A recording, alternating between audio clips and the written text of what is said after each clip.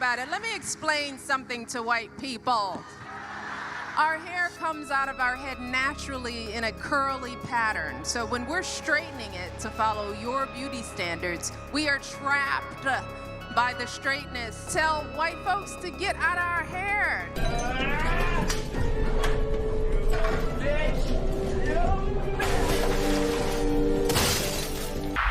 You know, I've always heard that race relations took a nosedive during the Obama years. And these clips I have for you today of Michelle Obama running her mouth about white people will leave no mysteries about that. Oh, great. While she used to talk about unity and supposedly being viewed through a racial lens, she apparently gives herself an exception from that standard so that she can do the opposite of unify. Imagine that. It's different. Check out these clips and then I'll give you my thoughts. Also, make sure to hit that like button if you want to help me bring this channel back. The high end of Chicago, and to access those places and not be accused of stealing, you realize very early on that you better let them hear you talk, or, you know, come in with the right LaSac case, or else you would be watched. And, you know, so I think I learned then that how you show up, especially when it comes to white folks looking at young black kids, that how you present can sometimes save your life. So yeah, I think I was learning that all throughout my youth.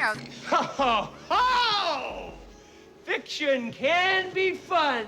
I'm sorry. What? First of all, everybody gets watched and followed in stores. It's not special to black people. Although it does seem like businesses that exist in areas where there's high populations of black people have a real problem staying in business. That's racist! Second, what the hell is she talking about white people supposedly killing black people over their clothing? This one was invented by a writer. According to Grok, that's not a thing. And I did do my due diligence to find a shred of credibility to what Michelle was saying there. But as I suspected, what she's saying is actually an inversion of what actually happened. I grew up in the 80s and 90s, and what I remember are mostly black people killing each other over Nike Airs and starter jackets. The starter jacket is currently the most popular jacket around. Students proudly wear the names of their favorite pro sports team. But wearing this jacket can mean trouble. These kids having problems walking to and from school without somebody riding up, putting a gun to the head, taking their jacket. When it comes to white folks looking at young black kids, that how you present can sometimes save your life. Not to mention red and blue clothing. And when this did cross racial lines, it was almost always black on white. And oh look, it's still happening today. Now I'm gonna warn you all right now, this is about to get way worse. Give me some of the pain and let me die. Worry about it. Let me explain something to white people. Our hair comes out of our head naturally in a curly pattern. So when we're straightening it to follow your beauty standards, we are trapped by the straightness. That's why so many of us can't swim and we run away from the water. People won't go to the gym because we're trying to keep our hair straight for y'all. It is exhausting and it's so expensive and it takes up so much time. Braids are for y'all so we can work harder and focus on the work. So why do we need an act, an act of law to tell white folks to get out of our hair? Don't tell me how to wear my hair. Don't wonder about it. Don't touch it. Just don't.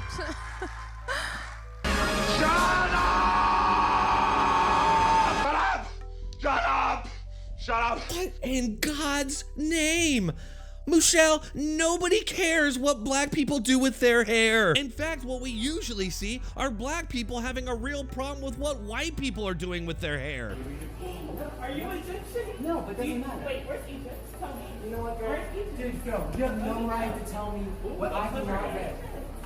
Huh? Where's Egypt? Yo, girl, stop touching me right now.